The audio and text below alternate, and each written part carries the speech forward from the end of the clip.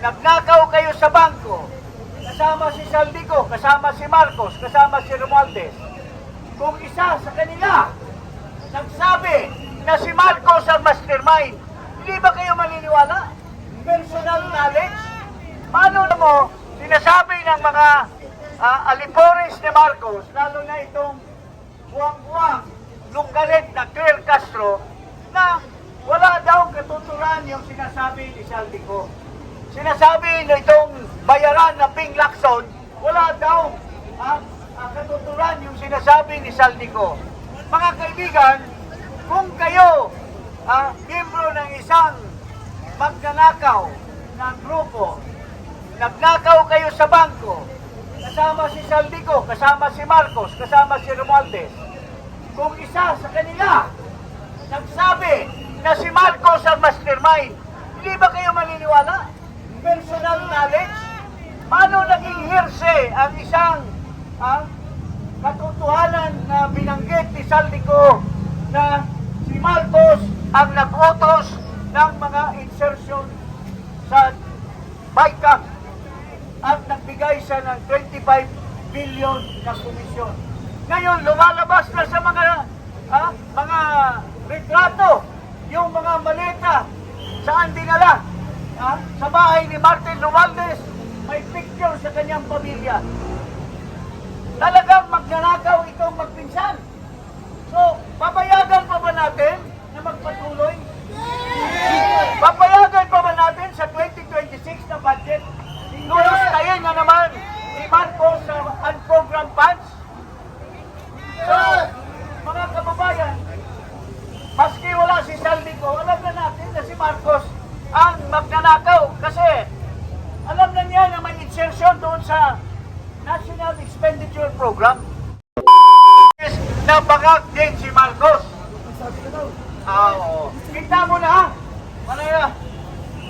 nagsasabi na nagtotoo ang mga kasama ni Marcos dati. Ngayon, sumama na sa atin, mga kababayan. So,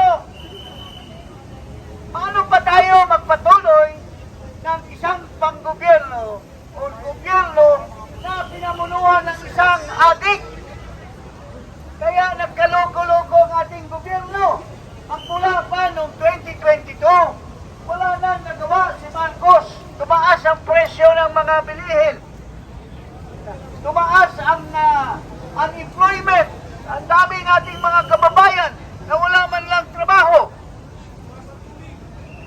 Tapos, yung tubig daw sa baha, ipainom sa taong bayan. Marcos resign! Marcos resign! Can you imagine isang Pangulo ay papainom yung tubig sa baha? Wala nang respeto sa taong bayan itong bangag na Pangulo. Pero ang pinakamatindi, alam nyo mga kaibigan, si Saldico at si Martin Romualdez ay para kong kapatid. Kaya lang magkaiba ang landas namin. Bago naging presidente si Marcos, ang aking panganay na anak, nagpakasal ang ninong si Saldico, si Martin Romualdez dahil magkaibigan kami. Pero nagkahiwalay kami dahil silang dalawa magnanakaw. Ako hindi nagnanakaw ni isang kusing sa ating pamahalaan. Pero alam mo, sinasabi ng mga alipores ni Marcos, lalo na itong buwang-buwang lunggalit na Claire Castro, na wala daw katuturan yung sinasabi ni Saldico. Sinasabi na itong bayaran na Ping Lacson, wala daw katuturan yung sinasabi ni Saldico. Mga kaibigan, kung kayo miyembro ng isang magnanakaw na grupo, nagnakaw kayo sa bangko, kasama si Saldico, kasama si Marcos, kasama si Romualdez.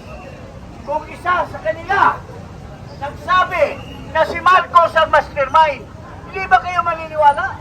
Personal knowledge? Paano naging hearsay ang isang katotohanan na binanggit ni Saldico na si Marcos ang nag-utos ng mga insertion sa BICAM at nagbigay siya ng 25 bilyon na komisyon. Ngayon, lumalabas na sa mga retrato, yung mga maleta, saan dinala?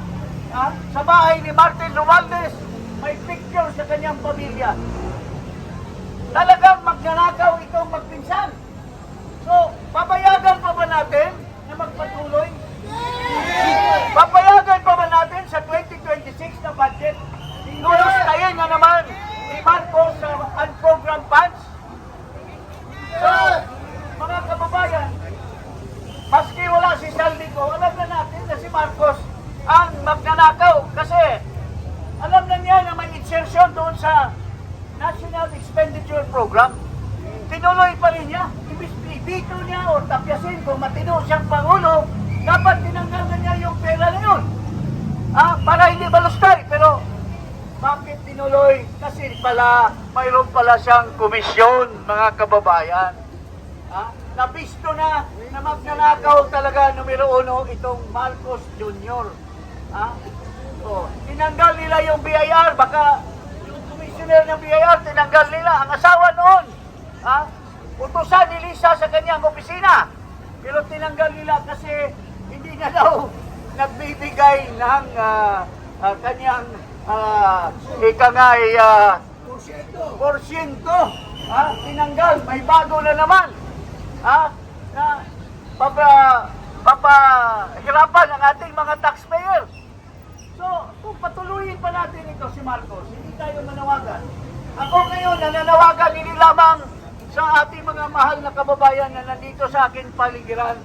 Yung mga nandyan sa tapat, yung ating mga mahal na mga pulisman, alam ko sa puso nyo, nalalaman nyo ang mga sinasabi namin. Alam nyo, nung panahon ni Erap, ganun din ang mga pulis. Hindi rin umaaksyon. Pero nung nalaman na nila ang daming kasalanan ni Erap, ay sila sumama na rin sa taong bayan. Kaya iniikayat din namin sa inyo, mag-isip-isip kayo. Sinabi na ng kapatid, saan ba tayo makakakita ng isang kapatid na sinasabi niya ang totoo, yung kapatid niya ay bangak, nagko-cocaine, matagal na. Hindi nyo ba, mga kababayan, mga policemen, hindi nyo ba napapansin si Marcos tuwing nagsasalita, nag-ngiwi-ngiwi yung mukha? Nauutang. Kasi produkto na yan sa pagdudruga niya. So saan bang bansa na mayroong adik na Pangulo? Ang Pilipinas lang, tayo na ngayon ang pinaka-corrupt na bansa sa buong ASEA.